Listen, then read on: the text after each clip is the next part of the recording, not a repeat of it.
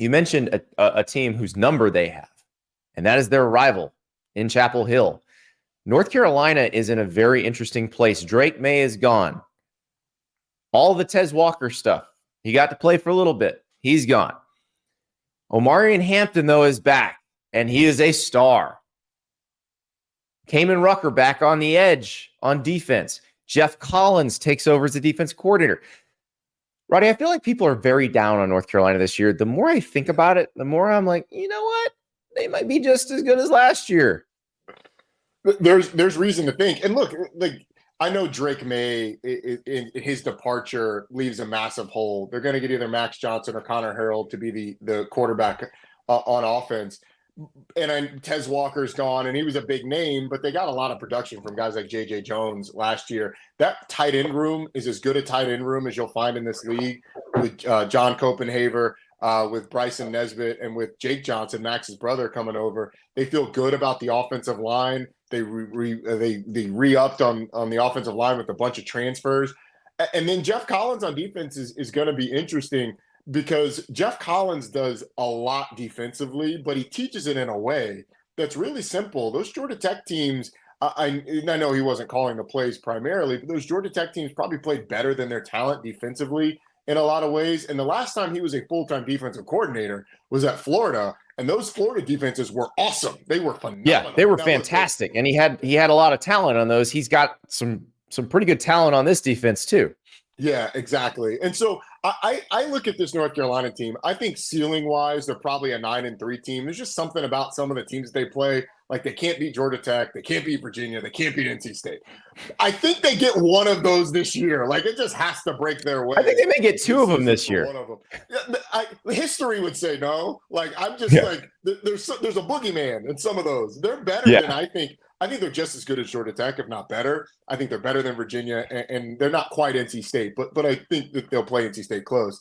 But the trip to Florida State, that's a tough one.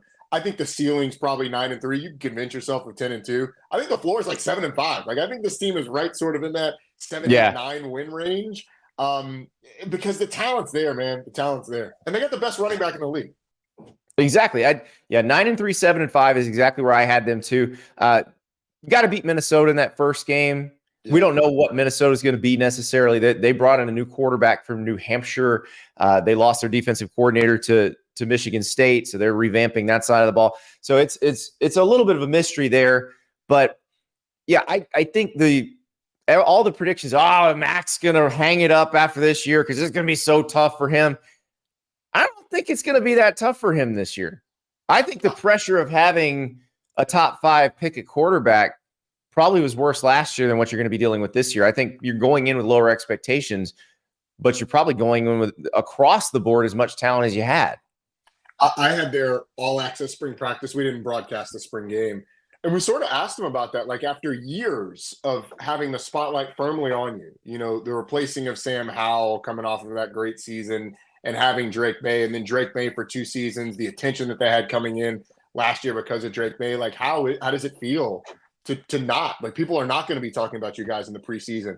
Mack Brown, Chip Lindsey, Jeff Collins, they love it. And the other thing, Chip Lindsey's a guy that has worked his way up. Like, he was a high school coach at one point in time and has worked his way up and has earned his way to being the offensive coordinator at North Carolina. Jeff Collins, embarrassing situation at Georgia Tech where he gets let go. But those dudes are hungry. And I think that is, people may doubt Mack's fire, although I don't think you should.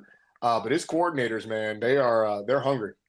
Yeah, I think the Jeff Collins defensive coordinator hire is going to prove to be one of the more impactful coordinator hires of the offseason. He's a good defensive coordinator. You can say whatever you want about his head coaching tenure at Georgia Tech. I don't care. When the man's calling a defense, the defense plays pretty well. Yes, sir. Thank you so much for watching. Just a reminder, subscribe to this channel right here so you never miss an episode of Andy Staples on 3. And oh, by the way, watch all the other great videos on the On3 Sports YouTube channel.